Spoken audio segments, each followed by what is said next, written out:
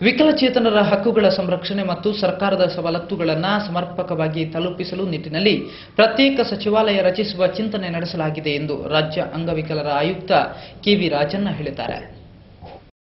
ವಿಕಲಚೇತನರು ವಿಕಲಚೇತನದ ಬಗ್ಗೆ ದೃಢೀಕರಣ ಪತ್ರಕ್ಕಾಗಿ ಜಿಲ್ಲಾ ಕೇಂದ್ರಗಳಿಗೆ ಅಲೆಯಬೇಕಾಗಿಲ್ಲ. ತಾಲೂಕು ಮಟ್ಟದಲ್ಲಿ ವೈದ್ಯಕೀಯ ಮಂಡಳಿಗಳನ್ನು ರಚಿಸಿ ದೃಢೀಕರಣ ಪತ್ರಗಳನ್ನು ಹಂಚುವ ವ್ಯವಸ್ಥೆ ಮಾಡುವಂತೆ ಸಂಬಂಧಿಸಿದ ಆರೋಗ್ಯ ಇಲಾಖೆ ಅಧಿಕಾರಿಗಳಿಗೆ ರಾಜ್ಯ ವಿಕಲಚೇತನರ ನಿಯಮದ ಆಯುಕ್ತರಾದ ಕೆ.ವಿ. ರಾಜಣ್ಣ ಸೂಚಿಸಿದ್ದಾರೆ. ದಕ್ಷಿಣ ಕನ್ನಡ ಜಿಲ್ಲಾಧಿಕಾರಿಗಳ ಕಚೇರಿಯಲ್ಲಿ ಶುಕ್ರವಾರ ಜಿಲ್ಲೆಯ ವಿವಿಧ ಇಲಾಖೆಗಳಲ್ಲಿ ವಿಕಲಚೇತನರ ಹಕ್ಕುಗಳ ಅನುಷ್ಠಾನದಲ್ಲಿ ತೊಡಕುಗಳು ಇದೆಯೇ ಹಾಗೂ ಗ್ರಾಮೀಣ ವಿಕಲಚೇತನರ ಪುನಶ್ಚೇತನ ಯೋಜನೆ ಎಷ್ಟರ ಮಟ್ಟಿಗೆ ಯೋಜನೆ ಆಗುತ್ತಿದೆ ಎಂಬ ಬಗ್ಗೆ ಜಿಲ್ಲಾ ಮಟ್ಟದ ಅಧಿಕಾರಿಗಳೊಂದಿಗೆ ಪ್ರಗತಿ ಪರಿಶೀಲನೆ ನಡೆಸಿ ಮಾತನಾಡಿದರು. ಮೈಸೂರು ಜಿಲ್ಲೆಯಲ್ಲಿ 1ರಿಂದ 10ನೇ ತರಗತಿಯಲ್ಲಿ 3.63 ಲಕ್ಷ ವಿದ್ಯಾರ್ಥಿಗಳಿದ್ದಾರೆ.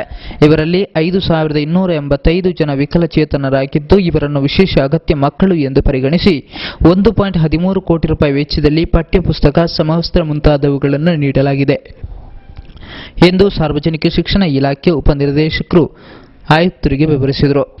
ದಕ್ಷಿಣ ಕನ್ನಡ ಜಿಲ್ಲೆಯಲ್ಲಿ ಒಟ್ಟು 17,155 ವಿಕಲಚೇತನರಿದ್ದು ಇವರಲ್ಲಿ ದೈಹಿಕ ವಿಕಲಚೇತನತೆಯ 7,567, ಶ್ರವಣ ದೋಷವುಳ್ಳವರು 1,966, ದೃಷ್ಟಿ ದೋಷವುಳ್ಳವರು 952, ಬುದ್ಧಿಮಾಂದ್ಯರು 2,036, ಮಾನಸಿಕ ಅಸ್ವಸ್ಥರು 809, ಇತರರು 3,825 ಮಂದಿ ಇದ್ದಾರೆ.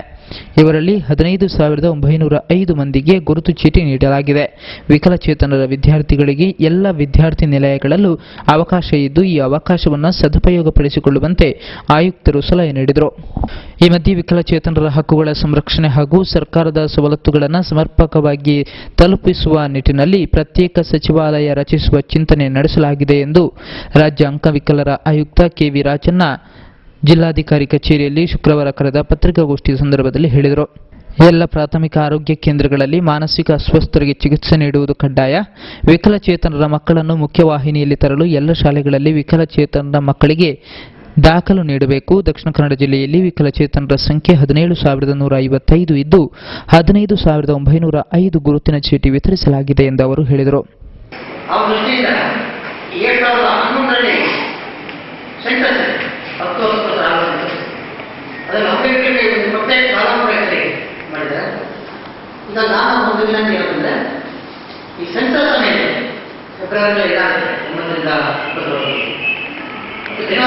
ಪ್ರಚಾರ ಮಾಡಿದ್ರೆ ನಾವು ಸ್ವಲ್ಪ ಅಭ್ಯರ್ಥಿಗಳನ್ನ ಅಲ್ಲಿ ಎಕ್ಸ್ಪ್ಲೋರ್ ಆಗಿದೆ ಅಂದರೆ ದಾಖಲಾತಿಯಲ್ಲಿ ಅದು ಪ್ಲಾನ್ ಮಾಡಿ ಕಾಯ್ದೆ ಮಂಡಳಿಗೆ ಮತ್ತೆ ಪ್ಲಾನ್ ಮಾಡಿ ಹೋಗುವಾಗಿಲ್ಲ ಅದನ್ನ ಪರಿಗಣಿಸಲ್ಲ.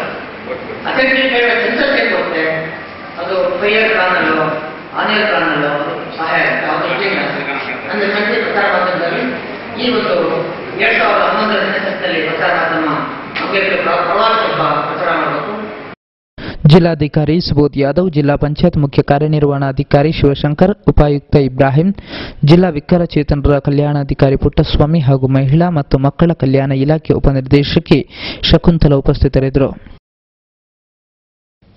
ಅಂತಾರಾಷ್ಟ್ರೀಯ ನೆಲೆಯಲ್ಲಿ ನೌಕಾ ಕಾರ್ಮಿಕರ ಶೋಷಣೆ ತಡೆಗಟ್ಟಲು ಅನುಕೂಲಕ್ಕೆ ತಕ್ಕಂತೆ ನೌಕಾ ಧ್ವಜ ಬಳಕೆ ವಿರೋಧಿ ಸಪ್ತಾಹದಲ್ಲಿ ನವಮಂಗಳೂರು ಬಂದರಿನ HMS ITF ಕಾರ್ಮಿಕ ಸಂಘಟನೆಗಳು ಭಾಗವಹಿಸಲಿದೆ. ಅಂತಾರಾಷ್ಟ್ರೀಯ ಸಾರಿಗೆ ನೌಕರರ ಒಕ್ಕೂಟ ಕರೆಯ ಅನ್ವಯ ITF ಸಂಯೋಜಿತ ಕಾರ್ಮಿಕ ಸಂಘಟನೆಗಳು ದೇಶಾದ್ಯಂತ 11 ಬೃಹತ್ ಬಂದರುಗಳಲ್ಲಿ ಮತ್ತು ಶ್ರೀಲಂಕಾದಲ್ಲಿ ದಿನಾಂಕ 22ರಿಂದ 26 ನವೆಂಬರ್ 2010ರವರೆಗೆ ನೌಕಾ ಕಾರ್ಮಿಕರ ಶೋಷಣೆ ತಡೆಗಟ್ಟಲು ನೌಕಾ ಮಾಲಕರು ಅನುಕೂಲಕ್ಕೆ ತಕ್ಕಂತೆ ನೌಕಾ ಧ್ವಜ ಬಳಕೆ ವಿರುದ್ಧ ಚಳುವಳಿಯನ್ನು ಹಮ್ಮಿಕೊಂಡಿರುತ್ತಾರೆ. ಇದರನ್ವಯ ನವಮಂಗಳೂರು ಬಂದರಿನಲ್ಲಿ ಕಾರ್ಯಾಚರಿಸುತ್ತಿರುವ HMS ITF ಸಂಯೋಜಿತ ಕಾರ್ಮಿಕ ಸಂಘಟನೆಗಳಾದ NMP ಮತ್ತು Karnataka dock and general workers union ಜಂಟಿಯಾಗಿ ಈ ಚಳವಳಿಯಲ್ಲಿ ಭಾಗವಹಿಸಲಿದೆ ಎಂದು ರಾಮಚಂದ್ರಗೌಡ ಸುದ್ದಿಗೋಷ್ಠಿಯಲ್ಲಿ ವಿವರಣೆ ನೀಡಿದರು. ಈ 5 ದಿನಗಳ ಕಾರ್ಯಾಚರಣೆಯಲ್ಲಿ ನವಮಂಗಳೂರು ಬಂದರಿನಲ್ಲಿ ಸರಕು ನಿರ್ವಹಣೆಗೆ ಆಗಮಿಸಿದ್ದ ನೌಕೆಗಳಲ್ಲಿ ಅನುಕೂಲಕ್ಕೆ ತಕ್ಕಂತೆ ನೌಕಾಧ್ವಜ ಬಳಸುತ್ತಿದ್ದ 6 ನೌಕೆಗಳಿಗೆ ಭೇಟಿಯಿತ್ತು ನೌಕಾ ಸಿಬ್ಬಂದಿಗಳ ಮೇಲೆ ಹಡಗಿನ ಮಾಲಕರು ನಡೆಸುತ್ತಿರುವ ಶೋಷಣೆಯ ಬಗ್ಗೆ ಕೂಲಂಕುಷ ತನಿಖೆ ನಡೆಸಿ ನೌಕರರಿಗೆ ನ್ಯಾಯಸಮ್ಮತವಾದ ವೇತನ, ಹಡಗಿನಲ್ಲಿ ವಾಸ್ತವ್ಯ, ಉತ್ತಮ ಆಹಾರ ಪೂರೈಕೆ, ವೈದ್ಯಕೀಯ ಸೌಲಭ್ಯ, ವಿಮಾ ಸವಲತ್ತು ಇತ್ಯಾದಿಗಳನ್ನು ನೀಡಲು ನೌಕಾ ಮಾಲೀಕರನ್ನು ಒತ್ತಾಯಿಸಲಾಗಿದೆ. ಈ ನ್ಯಾಯಯುತ ಬೇಡಿಕೆಗಳನ್ನು ಹಡಗಿನ ಮಾಲೀಕರು ಅಂಗೀಕರಿಸದಿದ್ದಲ್ಲಿ ಪ್ರಪಂಚದಾದ್ಯಂತ 105 ದೇಶಗಳ ಬಂದರುಗಳಲ್ಲಿ ಕಾರ್ಯಾಚರಿಸುತ್ತಿರುವ ಐಟಿಎಫ್ ಸಂಯೋಜಿತ ಸಂಘಟನೆಗಳು ಸೂಕ್ತ ಕ್ರಮ ಕೈಗೊಳ್ಳುವರೆ ಮಾಹಿತಿ ರವಾನಿಸಲಾಗಿದೆ ಎಂದವರು ವಿವರಿಸಿದರು.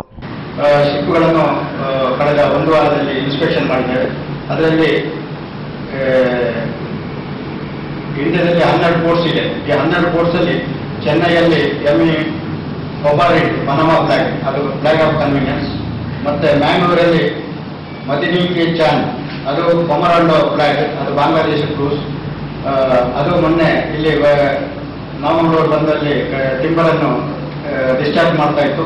ಅದನ್ನು ನಾವು ನಮ್ಮ ಡೆಲ್ಲಿಯಿಂದ ಬಂದ ಆದೇಶದಂತೆ ಆ ಶಿಪ್ ಅನ್ನು ನಮ್ಮ ಐಟಿಎಫ್ಗೆ ಸಂಯೋಜಿಸಿದ ನಮ್ಮ ದಿನೇಶ್ ಆಚಾರ್ಯರ ನೇತೃತ್ವ ನಾಮಂಗಳೂರು ಬಂದದಲ್ಲಿ ಅವರು ಮತ್ತು ಅವರ ಬಳಗದವರು ಹೋಗಿ ಇನ್ಸ್ಪೆಕ್ಷನ್ ಮಾಡಿದಾಗ ಅದರಲ್ಲಿ ಯಾವುದೇ ರೀತಿಯಂತ ಐಟಿಎಫ್ಗೆ ಸಂಬಂಧಪಟ್ಟಂತ ದಾಖಲೆಗಳು ಇರಲಿಲ್ಲ.